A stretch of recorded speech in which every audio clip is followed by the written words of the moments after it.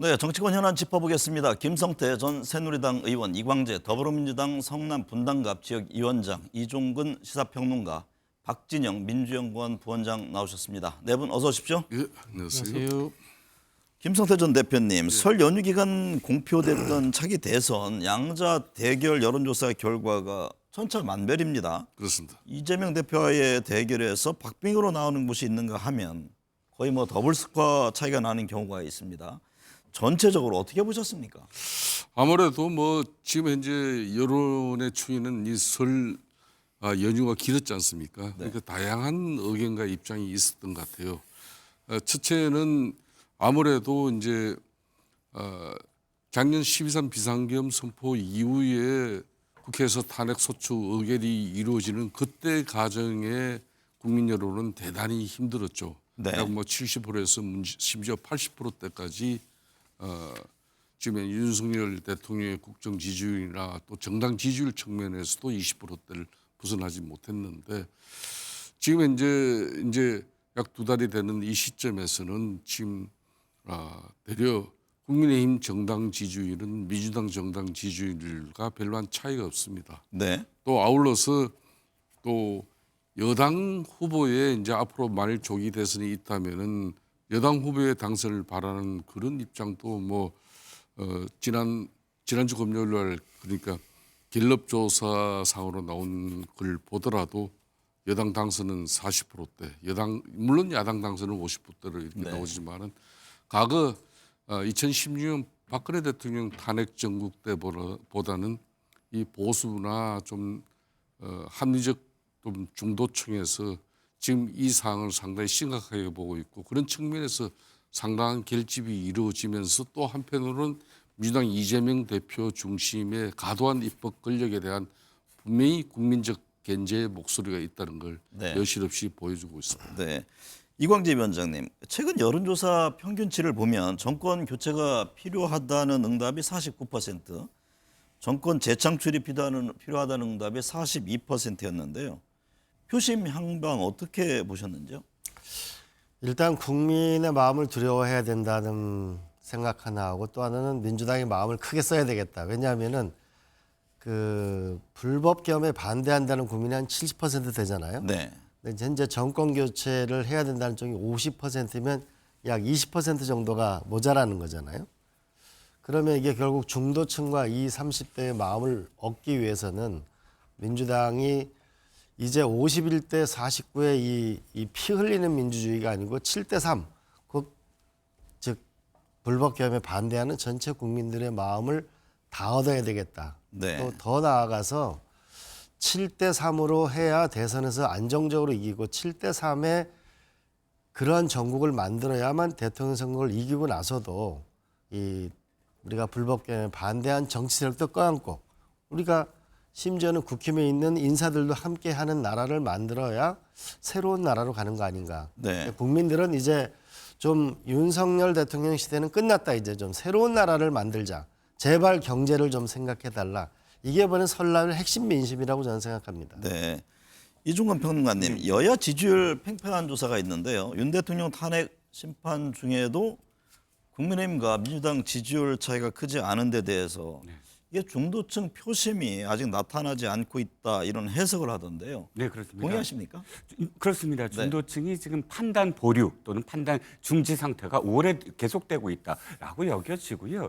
제가 이런 결과에 좀 더 충격적인 건 전 두 가지 고비에서는 중도층이 뛰어들 거라고 생각을 했습니다. 첫 번째가 서부지법 폭동 사태. 그때 저는 이제는 중도층 좀 뛰어들어서 너무 혼란스럽게 이렇게 그 윤 대통령에 대한 어떤 적극적 지지를 뛰어넘어서 사법부를 흔드는 것에 대해서 절대 이거는 안 된다라고 중도층이 반응을 보일 거라고 생각을 했고 두 번째는 설 연휴 기간 동안 어찌됐든 이 내 집단 그러니까 가족 친지들끼리 모여서 그래도 세상은 이렇게 해야 된다라는 의견 교환이 되면서 중도층이 뭔가 적극적으로 의견을 표시할 줄 알았거든요. 그런데 설 연휴 이후에 언론사들의 어떤 여론조사 특히나 지금 MBN에서 인용하는 여론조사를 보면 중도층이 아직도 판단 보류하고 있다라고 보여집니다. 결과적으로는 중도 중도층은 누구에 대해서 어느 집단에 대해서 판단을 보류하느냐? 윤 대통령이나 국민의힘보다는 민주당에 대해서 지금 판단을 보류하고 있다고 생각을 해요. 네. 이재명의 민주당, 즉, 이 지금 집단, 이 정치 집단에 내가 미래를 맡길 수 있을까 보면 가장 결정적인 계기가 한덕수 총리에 대한 탄핵이었거든요. 왜?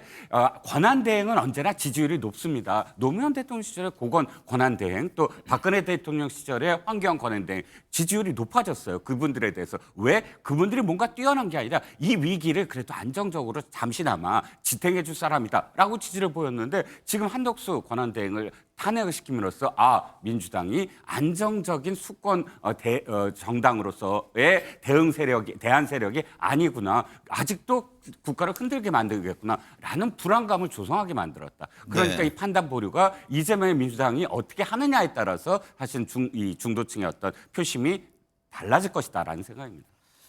박진영 부원장님, 이재명 대표는 지지율 보합세에 대해서 유권자들이 민주당을 책임을 져야 하는 지도 세력으로 본 것이다라고 밝혔는데요. 그 의미는 어떻게 해석하십니까? 뭐 여론조사 보시면요, 국민의힘은 말씀하신 것처럼 2배로 뛰기도 하고 떨어지기도 하고 굉장히 널뛰기를 합니다. 상대적인 민주당은 안정적이고 이재명 대표의 지지율은 압도적입니다. 그런 부분에 자신감의 표현이기도 한데요.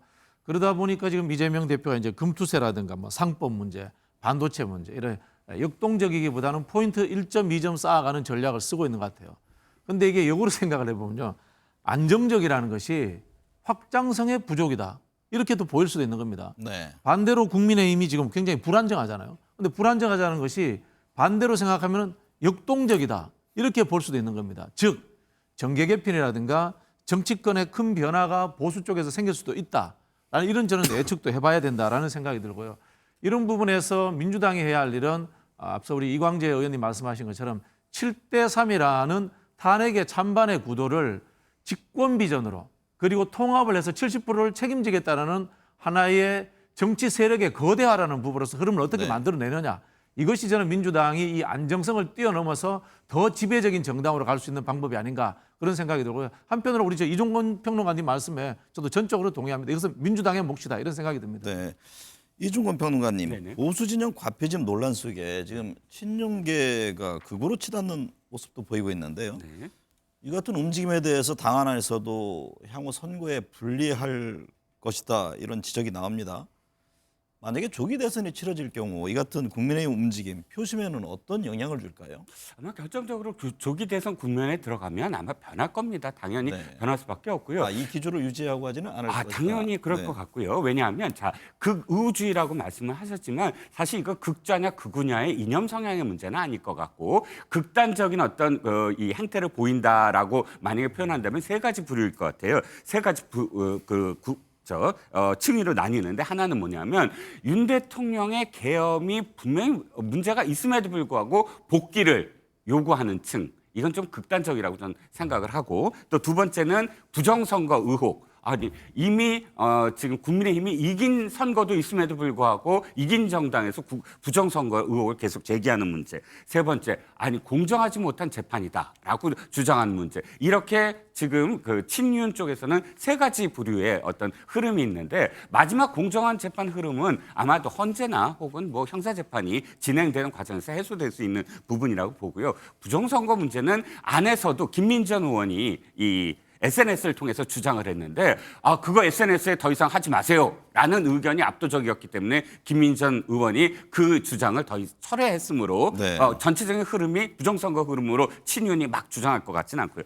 마지막으로 이게 문제입니다. 윤 대통령의 무조건 복귀. 사실 이걸 극단적으로 주장하는 의원은 없어도 윤상현 의원이 약간 그런 흐름 윤 대통령의 적극적으로 지금 구치소에 간다든지 이런 어떤 흐름을 보이고 있는데 아마도 이것도 헌재에 만약에 인용으로 결정이 된다면 친윤이라는 그룹에서도 이 헌재가 인용을 했는데도 불구하고 윤 대통령의 복귀를 한다? 이건 앞뒤가 안 맞는 논리이므로 저는 그런 주장들이 일단 정리가 될 것이다라는 생각입니다. 김성태 대표님, 그런데 이 헌재에 대해서 국민의힘 이런저런 문제 제기를 하고 있잖아요. 윤석열 대통령 측은 특히 정치적 편향성을 이유로 들어서 헌법재판관 3명에 대해서 탄핵 심판 회피를 촉구하기도 했는데 이게 어쨌든 이제 이번 달부터 다시 본격화되는 것 아니겠습니까? 헌재는 사실은 윤 대통령 측의 이 같은 주장 받아들이기 어려운 것을 알 텐데 그 배경을 어떻게 보십니까? 이제 당장 이번 주부터 5차, 6차 이제 변론길이 잡혀 네. 있죠. 다음 주에는 이제 7차, 8차.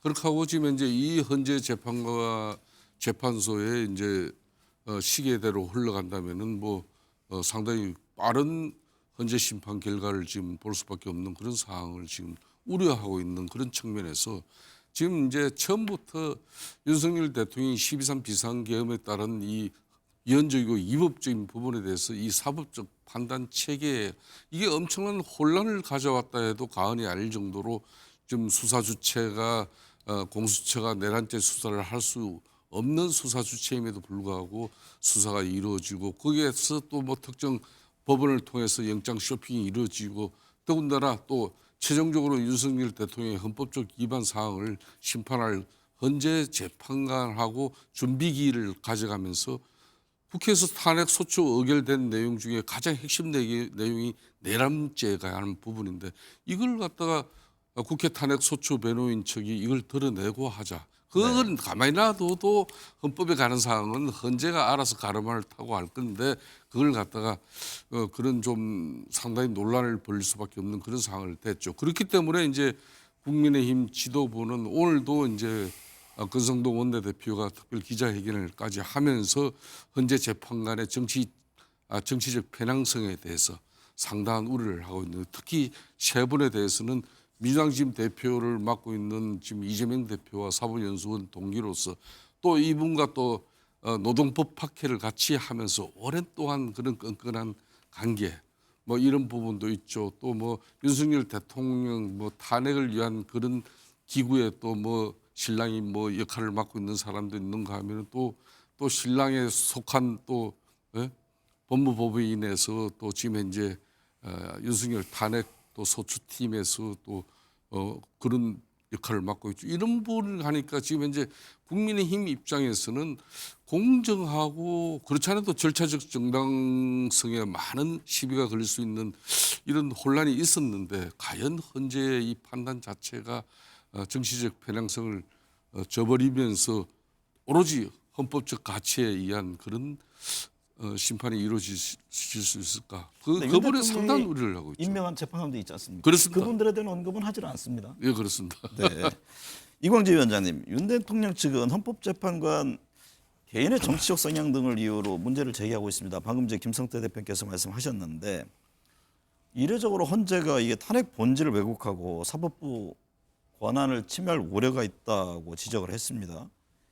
이게 헌법재판소 결과에 대해서 불복을 하기 위한 움직임으로 보고 계세요? 저는 불복할 움직임을 가지고 있다고 저는 생각합니다. 저는 좀 우리가 얼마 전에 그 중국의 AI 딥시크 때문에 전 세계가 충격에 빠졌잖아요. 너무 한가한 이야기를 하고 있다고 생각하는데요. 저는 지금 석고대죄를 해야 할 판이라고 보는데 어쨌든 문영배 소장 같은 경우에는 본인의 서울대학교 선후배 사이잖아요. 일찌감치 먼저 사법고시 되고 부장판사를 본인이 문재인 정권의 중앙지검장을 할 때 부산지방법원 고등부장판사를 하던 분이거든요. 네. 그런 분을 문제 삼을 수가 없는 거고 저는 이번에 헌법재판소 재판을 보면서 헌법재판소의 판사들의 실력이 대단하다. 그리고 거기에 임하는 윤석열 대통령의 재판 태도를 보면서 많은 국민들이 저게 우리가 뽑은 대통령인가?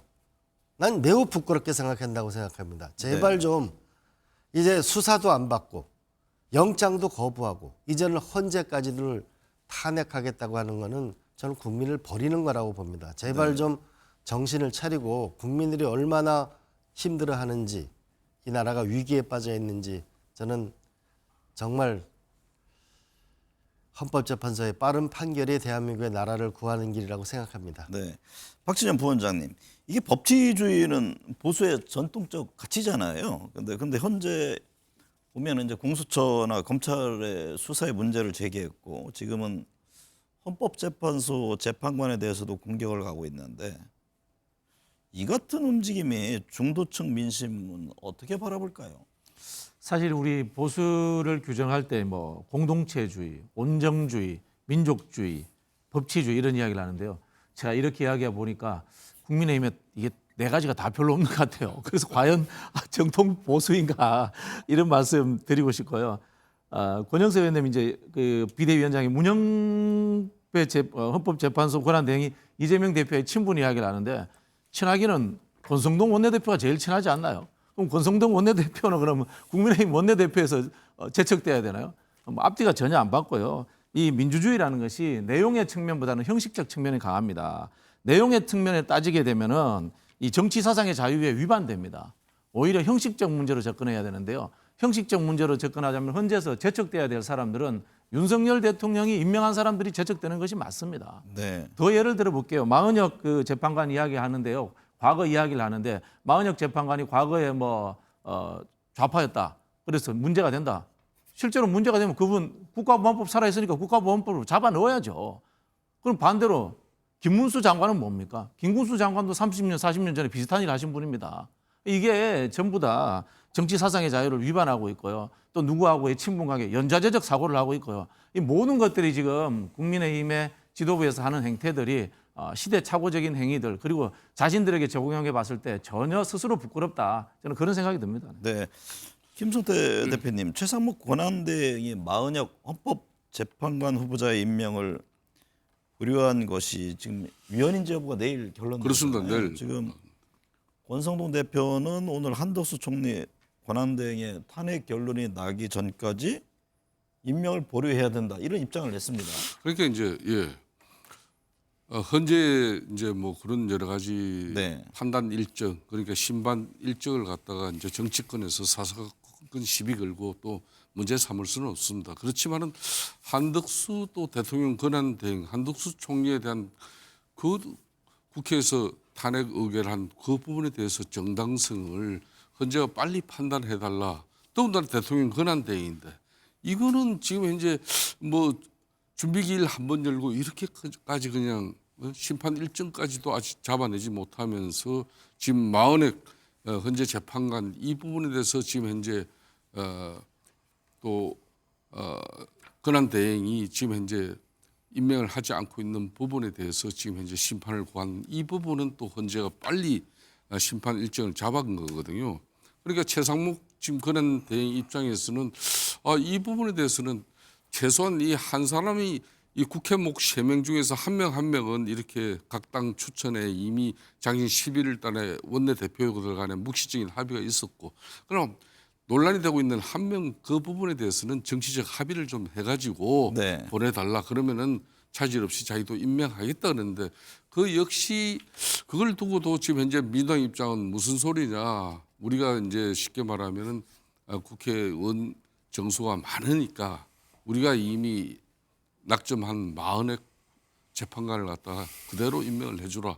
네. 이러니까 지금 차이를 빚고 있는 건데 저는 오늘도 권성동 대표 입장에서 한덕수 총리 권한 대행을 현재 심판 요구를 한 게 훨씬 더 이른데 이 부분은 배제하고 지금 현재 민주당에서 요구하고 있는 40의 현재 헌법재판관 후보자부터 이제 내일 심판이 이루어진다는 건 이건 불공정한 거다. 네. 그렇기 때문에 그 절차를 먼저 한덕수 전 대통령 권한 대행에부터 심판 절차를 먼저 가져가고 그 다음에 이걸 가져가라.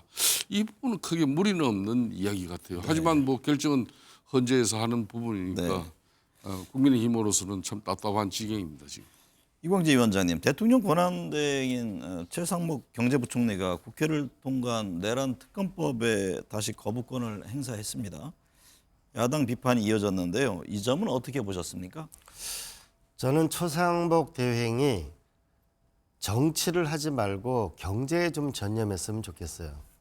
그 헌법재판관 내일 판결이 나면 즉시 한 명을 저는 임명해야 된다고 봅니다. 그리고 네. 본인이 그 개업을 반대했다고 했잖아요. 그러니까 거기에 따른 내란 특검은 하는 게 맞겠죠. 그래 어쨌든 저는 최상목 대행이 더 이상 줄타기나 정치를 그만하고 환율 1,460원 이거 어떻게 할 겁니까?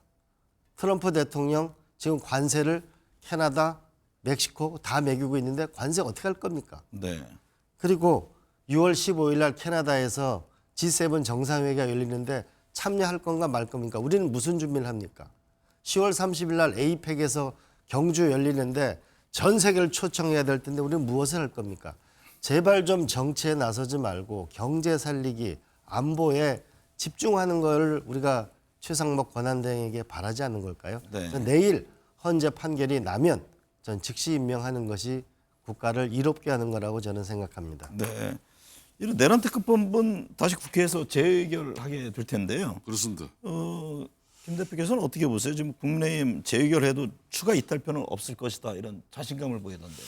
그렇습니다. 지금 이제 권성동 원내대표의 그 주장이 상당히 일리가 있어 보이는 부분이 윤석열 대통령이 아직까지 공수처든 뭐 검찰이든 어디 경찰이든 수사 주체로부터 수사가 이루어지지 않아 가지고 국민들도 이 내란죄 의혹 혐의에 대해서 이 사법기관에서 제대로 된 수사가 하지 않고 있기 때문에 이걸 수단이 없다. 그러면 특검으로 가야죠. 그런데 이제 윤석열 대통령도 검찰에 공식적으로 기소가 돼서 이미 재판 절차가 진행 중이에요.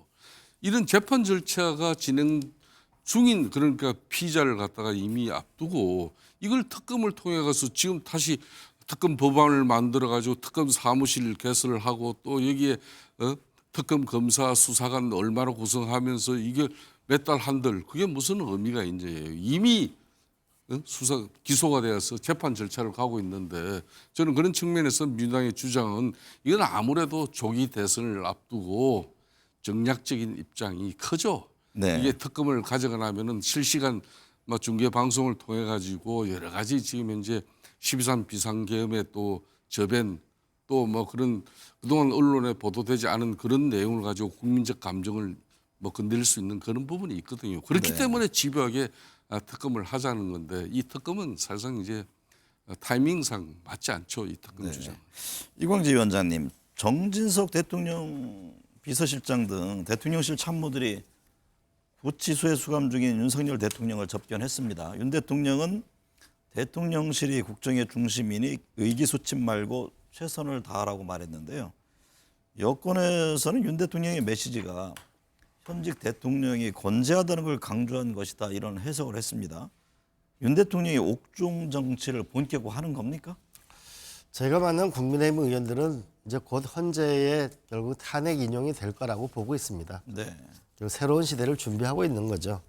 그런데 이번 추석 때 이번 설날에 보니까 많은 국민들은 이런 말씀들을 하시더라고요. 윤석열 대통령이 전두환 씨보다도 못하다. 골목에 서서 당당히 얘기하는 전두환보다 못하더라. 이런 얘기를 하시면서 윤석열 대통령이 계엄 이후에 법적 정책 책임을 다 진다고 하지 않았습니까? 네. 그런데 근자에 보면은 부하들이 다 돌아서고 있죠. 한덕수 총리는 계엄 관련된 회의가 없었다. 장관들의 부서가 없었다. 네. 두 번째는 윤 대통령은 의원에 대한 체포 지시가 없었다고 했지만 장군들은 전부 지시를 받았다. 더 결정적으로는 최상목 그 권한대행한테 그 쪽지 있지 않습니까? 네. 비상입법기구. 이것도 결국은 증거로 채택이 됐거든요. 결국은 윤석열 대통령과 김용현 장관 두 사람만 저는 남게 될 거다. 이제 이 나라를 구하는 중요한 결단을 우리가 해야 될 때가 왔다고 보면 더 이상 국민을 모욕하지 않았으면 좋겠습니다. 네. 이종건 평론가님, 네. 국민의힘은 지도부 차원의 방문에 선을 긋고 개별 방문은 각자 판단에 맡긴다고 했지만 뭐 당내 투톱인 권영세 비대위원장, 권성동 원내대표가 내일 윤 대통령을 접견한다고 합니다. 윤 대통령에 대한 국민의힘 생각이 복잡해진 건가요? 복잡할 것 같습니다. 왜냐하면 아까도 제가 잠깐 언급을 했지만 설 연휴 이후에도 어쨌든 국민의힘의 어떤 지지율이라든지 혹은 윤 대통령에 대한 뭐 일부 여론조사 기관에서 한 거지만 지지율이라든지 그것이 급격하게 뭐 추락을 하거나 또는 정체되어 있지 않은 상황이 계속 되자 어차피 정당은 여론을 등에 업고 가야 되지 않겠습니까? 특히 어제 부산역에서 모인 그 집회 그러니까 윤 대통령을 지지하는 모임이 집회가 심상치 않았다라는 국민의힘 보고가 들어갔던 것 같습니다. 그래서 두 원내대표와 대표가 직접 이렇게 접견을 하는 그런 모양새를 취하는데 참 어정쩡합니다. 왜냐하면 당 지도부가 당이 결정한 것이 아니라 개별 의원들의 판단 판단이다. 접견은 이렇게 해놓고 대표원의 대표가 모두 다 접견을 가버리면 그 말한 것과 행동이 다르게 느껴지지 않겠습니까? 최소한의 어떤 정무적 판단이라면 두 분 중에 한 분만, 예를 들어서 대표가 하면 원내대표는 안 간다든지, 이게 그래도 전체적으로 어떤 정무적인 판단이라고 여길 텐데, 두 대표가 손붙잡고 함께 접견을 가면서 이건 당 지도부가 한 게 아니다. 그러면 당 지도부가 한 건 최고위까지 다 가야 당의 어떤 입장입니까? 제가 보기에는 좀 더 당당하게 그럼 당의 입장이다라고 하든지, 아니면 좀 더 정무적인 판단을 하든지, 좀 아쉬운 대목이 분명히 있다고 생각을 합니다. 김건희 여사의 접견은 아직 정해진 게 없는 것으로 전해졌는데요.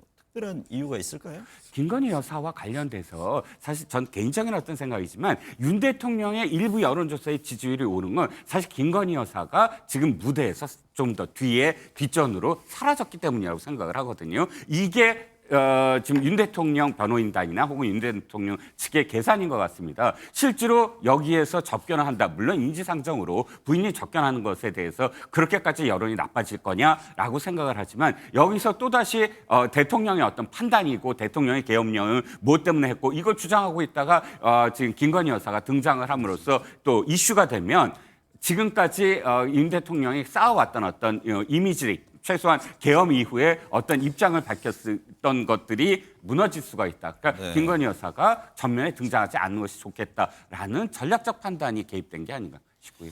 박지원 부원장님, 국민의힘 의원들의 윤 대통령 접견에 대해서 민주당은 수감된 조직 보수를 찾아가 충성을 맹세하는 조폭 영화를 떠오르게 한다, 이렇게 지적을 했네요.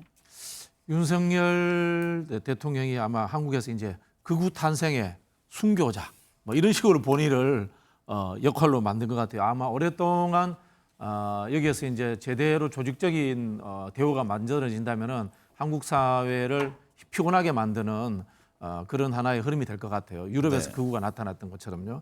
그런 생각이 드는데, 한편으로 보면은 이 조폭의 친구라는 것이 나쁜 짓을 같이 하니까 친구가 되는 측면이 있습니다. 저는 이런 측면에서 이 사람들도 윤석열 대통령의 입을 좀 두려워하지 않나, 라는 이런 생각도 해봅니다.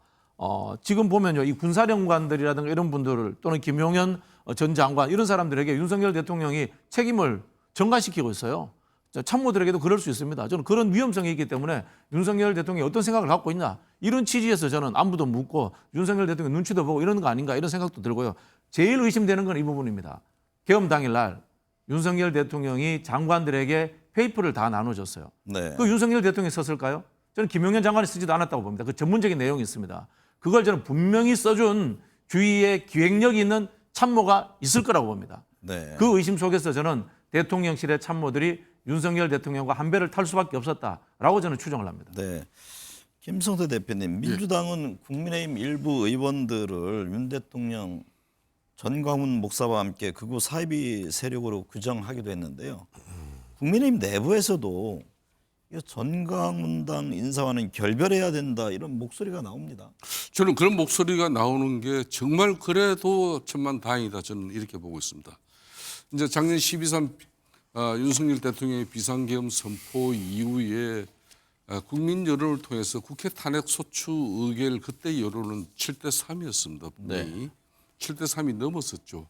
그러니까 가장 최근에 지금 나온 여론조사가 지난 금요일 날 중앙일보가 의뢰해서 이제 갤럽 조사가 나왔는데, 이 갤럽 조사를 보면은 사실상 구도상 지금 국민의힘은 상당히 어려운 구조가 돼 있어요. 거기서 세 가지 포인트를 제가 보고 있는데, 여기는 여당 당선은 40%고 야당 당선은 50%예요. 네. 또 탄핵 찬성도 59%고 탄핵 반대는 불과 36%밖에 되지 않습니다. 이제 여기서 또 중요한 대목이 바로 이 대목인데, 지금 정당 신뢰도 부분에 있어서도 국민의힘을 신뢰하지 않는다는 부분이 64%입니다.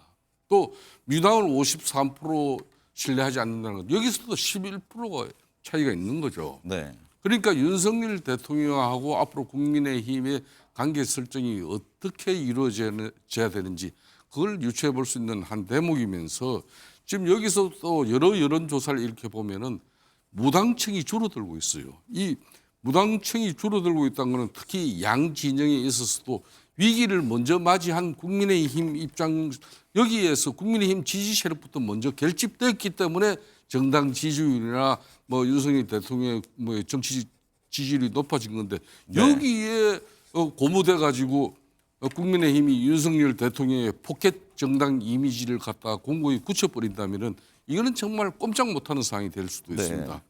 또 한편으로는 윤석열 대통령의 옥중 정치에 이렇게 함몰돼 가지고 지금의 방식으로 계속 이렇게 막 흘러가 버린다면은 앞으로 중도 무당층의 이 판단에 대해서는 국민의힘이 어떤 또 앞으로 전략을 가질지 저는 큰 의문을 가질 수밖에 없어요. 그렇기 때문에 지금 강풍처럼 휘몰아친 사실상 국민의힘 여기 지층에 좀 상당히 거구적 스탠스를 쥐고 특히 정강훈 목사 이런 분들 자유통일당 인사들이 그동안 한남동 간절을 지키면서 윤석열 체포를 막아낸 그런 여러 가지 분위기에 고무돼서는 안 된다는 말씀을 꼭 드리고 네. 싶죠. 이광재 위원장님, 민주당 이재명 대표는 추경 편성과 연금 개혁 등의 적극적인 모습입니다. 실용주의 성장에 방점을 찍고 있는데요. 오늘은 경호처장 공간을 원래 주인인 해병대 사령관 공간으로 복원하자는 제안도 했습니다. 내일은 뭐 반도체법 관련한 회의도 주재한다고 하는데 이 대표의 움직임 어떻게 보고 계세요? 저는 이번에 홍성국 그 대우증권 사장을 최고위원 임명한 건 잘했다고 봅니다. 네. 결국은 경제인데요. 반도체법을 저는 신속히 책임 있게 민주당이 저는 통과시켜야 된다고 봅니다. 더 나아가서 많은 이 기업인들이 지금 제일 고통스러워하는 건 환율 문제잖아요. 네. 그럼 만약에 이창용 총재가 동의한다면 여야 국회가 모두 미국한테 한미 통화 수합을 한국 국회가 함께 추구하는 결의안. 과거 이제 우리가 코로나가 왔을 때 일본하고 캐나다가 그런 적이 있었거든요. 네.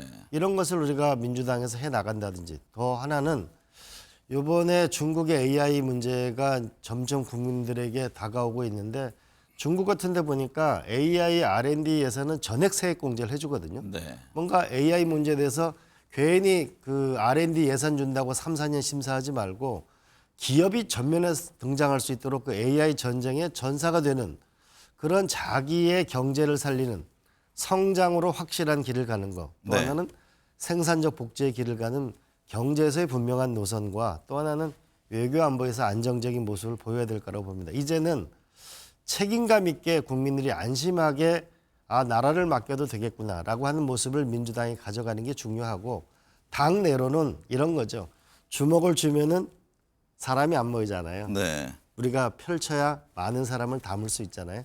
포용성, 그 단합을 해나가는 게 중요하다고 봅니다. 이중근 평론가님, 민주당과 이재명 대표 추경 편성에 걸림돌이 된다면 민생 지원금을 포기할 수 있다는 입장을 냈습니다. 지금 경제 방금 이광재 의원 말씀하셨듯이 어려운 상황에서 정부 여당으로서도 만약 있을 수만은 없을 텐데요. 어떤 선택을 할 것으로 보세요? 아마 최상목 권한대행은 그래도 경제부총리 출신이고 네. 또 지금의 국가 위기에 대해서 굉장히 심각하게 생각했기 때문에 대통령의 계엄과 관련된 국무회의 과정에서도 제일 적극적으로 반대했다는 사람 아닙니까? 그러니까 경제와 관련된 그런 조치, 대응 조치에 대해서 누구보다 생각을 하고 있는 그런 그 권한대행이라고 생각을 하고요. 어떤 조치가 나올 것이라고 생각을 하는데 단 여기서 제가 민주당 특히 이재명 대표의 지금 행보에 대해서 좀 비판할 수밖에 없는 게 아까 국민들이 판단 유보 내지는 판단 중지하고 있다라고 말씀드리지 않았습니까? 무엇 때문이냐? 바로 이런 행태 때문입니다. 이게 굉장히 진정성 있게 들리지가 않아요. 왜냐하면 그럼 처음부터 지금 이 정부가 지난 12월 달에 예비비도 좀 살려주세요. 최상목 경제부총리가 그렇게 애원을 했습니다. 이런 부분들은 정말 국가를 위해서 진짜 필요한 부분들이다. 아까 이광재 위원장께서도 말씀하시면 반도체 특별법 이거 분명히 해야 되는 것이거든요. 그런데 지금까지 민주당이 어떻게 해왔습니까? 발목 다 붙잡고 있었고요. 예비비 다 삭감해버렸어요. 그래놓고서 지금에 와서 추경 편성하자. 추경은 아시다시피 무슨 쌈짓돈이 아닙니다. 그냥 필요할 때마다 추경합시다. 이게 아니거든요. 추경도 엄연히 법상으로는 국가 위기 상황이라고 돼 있습니다. 그런데 마치 다 이렇게 뺏어가 놓고 이제 내가 요거 줄 테니까 이건 들어줘라고 하는 행태 자체가 사실 국민들이 봤을 때 다 이게 안정적인 어떤 국정 운영을 할 것인가에 대한 의문점이 들 수밖에 없다는 겁니다. 진정성을 보이려면 말씀하시듯이 반도체 특별법부터 고준위 특별법부터 해야 될 것 굉장히 많거든요. 뭐 갑작스럽게 우익 뭐 노선을 걷는다 이렇게 주장하실 게 아니라 이런 특별법부터 적극적으로 바꾸어 나가시는 게 이 판단 중지를 조금이라도 더 빨리 판단할 수 있게 만드는 그런 계기가 될 것으로 보입니다. 박진영 부원장님, 설 예. 연휴에 이재명 대표가 문재인 전 대통령을 예방했는데요. 문 전 대통령 통합과 포용을 강조했습니다. 어떤 의미가 담겨 있다고 보는지요? 전부 국가 원로로서 모든 정치인들에게 할 수 있는 말 하셨다 이런 생각이 들고요. 아마 국민의힘 뭐 의원들이 예방하시더라도 같은 말 하지 않았을까 뭐 이런 생각이 듭니다. 일각에서는 이 부분들이 문재인 대통령이 이재명 대표에게 이른바 이제 친문 정치인들을 포용해라 뭐 이런 뭐 요구가 아니냐라는 말씀들을 하긴 합니다만은 그거는 저는 이른바 이 선수로 뛰고 싶어하는 대권 주자들의 해석이다 뭐 이렇게 생각이 들고요. 네. 저는 뭐 전직 대통령은 가능하면은 정파적 입장을 줄이시는 게 좋겠다 뭐 이런 생각이 들고요. 다만 문재인 대통령이 윤석열 정권의 이 실정, 폭정을 마지막 끊어내는 역할들은 해주신다면은 다른 전직 대통령과 다른 어떤 이 국가적인 원로로서의 역할을 크게 하시지 않나 이런 생각이 듭니다. 예를 들자면은 뭐 광화문 집회 이런 데 한번 나오셨으면 좋겠어요. 네. 이광재 위원장님, 김경수 전 경남지사가 연일 목소리를 내고 있습니다. 고함치는 것을 멈추고 하나가 돼야 한다 당에 쓴소리를 내기도 했는데요. 대선 행보 본격화한 것으로 보는지요? 네, 저는 그렇게 봅니다. 네. 결국은 이 민주당은 좀 절박한 심정으로 제가 말씀드리지만 59대 49의 대선 피 흘리는 선거 말고 7대 3으로 우리가 승리해야 되고 그래야 나라도 안정적으로 갈 수 있다고 보거든요. 근데 이런 면에서 저는 그 국민의힘 같은 경우는 이재명 대표를 빼면 5명이 전부 국민의힘 후보잖아요. 네. 빨리 민주당도 자기가 대선에 출마하겠다는 걸 밝히고 이 40 플러스 30% 플러스 알파를 찾기 위해서 저는 노력을 할 때가 왔다라고 봅니다. 그리고 네. 우리가 좀 전에 우리 이정근 그 위원님 말씀하시면서 제가 하나 드는 생각은 민주당이 변했다는 모습을 저는 민주당의 대선 후보들이 대선 전에 주요한 공약에 대해서 법률로 통과시키는 노력을 해서 사람에 의해서 움직이는 게 아니고 시스템과 법률에 의해서 움직이는 그런 안정적인 나라를 끌고 가겠다는 것을 준다면 훨씬 국민들이 신뢰할 거라고 저는 생각합니다. 네. 김성태 대표님, 국민의힘 대선 주자들의 움직임도 분주합니다. 윤 대통령과의 관계 설정, 여전히 탄핵 여부가 지금 마무리되지 않은 점 등 이게 이제 걸림돌이 되는 듯해 보이는데요. 대선 주자로서 어떤 점이 중요해 보입니까? 사실상 국민의힘 지금 이제 잠재적인 조기 대선이 이제 이루어지면은 잠재적인 대선 후보들은 많습니다. 네. 그렇지만은 현직 대통령을 배출한 그런 집권당의 도리로서 어느 선까지 자신을 내세워야 할지 상당히 고민스럽게 처신을 지금 하고 있죠. 막 저는 그런 측면에서 제일 우선되는 게 이제 윤석열 대통령하고의 관계 설정 문제인데 이거는 윤석열 대통령하고의 관계 설정이 아주 긴밀하게 또 막 아주 깊게 윤석열 대통령과 관계된 사람이 당내 경선에서 앞으로 조기 대선이 오더라도 바로 후보가 된다면은 전부 다 그 길을 갈 수밖에 없을 것이에요. 문제는 그렇게 되면은 국민들로부터 특히 중도 무당층으로부터 국민의힘은 대선 후보는 만들어내지만은 본선에서 되려 정말 참패할 수밖에 없는 그런 정말 이 안타까운 상황이 올 거라고 저는 보고 있는데 저는 그런 측면에서 대통령을 배출한 그런 정당의 도리로서 후보 나름 역할은 하시겠지만은 여기에 너무 깊게 지금 함몰되지 않는다는 말씀을 꼭 드리고 싶어요. 이미 이재명 대표 입장에서는 지금 자신의 이미지 개선을 위해서 처절한 지금 몸부림이 벌써 시작됐습니다. 이것은 지금 현재 우리 당 후보가 하고의 가상 양자 대결을 하도 절대적인 우위에 있는 이재명 대표 입장에서는 그런 지금까지의 전통적인 민주당의 이념과 철학, 가치 전부 다 던지고라도 실용주의적으로 지금 대한민국의 미래만 담보해낼 수 있는 그런 좋은 인사 또 좋은 정책이면 다 수용하겠다는 것이거든요. 네.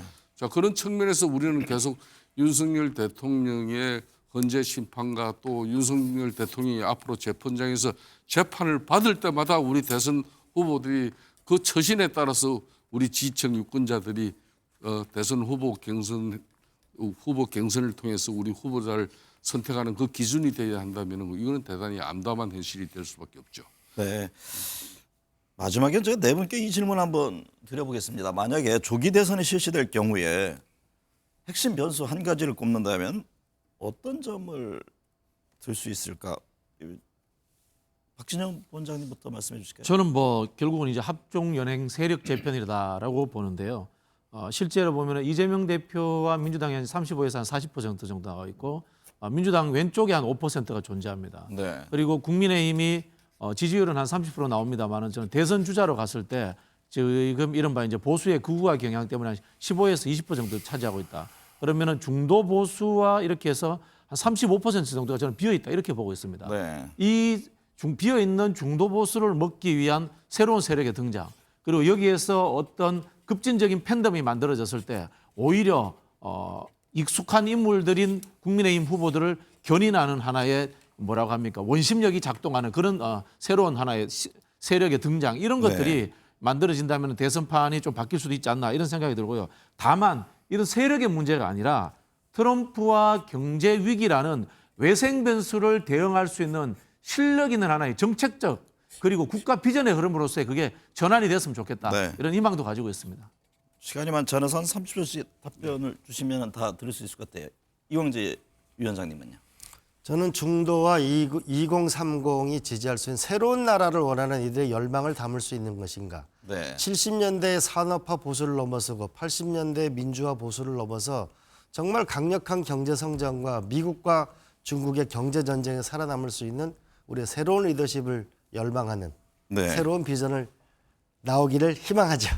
김성태. 예, 지금 타협 없는 대통령의 통치 권력과 그리고 극단적인 입법 권력의 대충돌은 대한민국의 불행을 지금 자초하고 말았습니다. 그런 측면에서 이제 대한민국이 새로운 미래를 위해서는 지금처럼 이 헌법과 또 법률 체계로 가지고는 이 국가 권력이 제대로 작동할 수 없다는 걸 이번에 빼지는 경험을 통해서 느꼈습니다. 그래서 네. 앞으로 이제 대선 후보 특히 자신의 임기 단축을 통해서라도 재앙족 대통령 권력과 과도한 입법 권력에 대한 이런 통제 이런 부분을 개헌을 약속하는 그런 후보에 대한 저는 큰 관심을 가지고 있습니다. 이중구 평론가님 한마디로 말씀하시죠. 네, 세 분은 이제 거대 담론을 말씀하셨는데 저는 미시적으로 윤 대통령이 책봉 정치가 이어진다면 이건 국민의힘의 위기로 이어질 것이다라는 네. 생각이 들었습니다. 네. 오늘 네 분 말씀 감사합니다.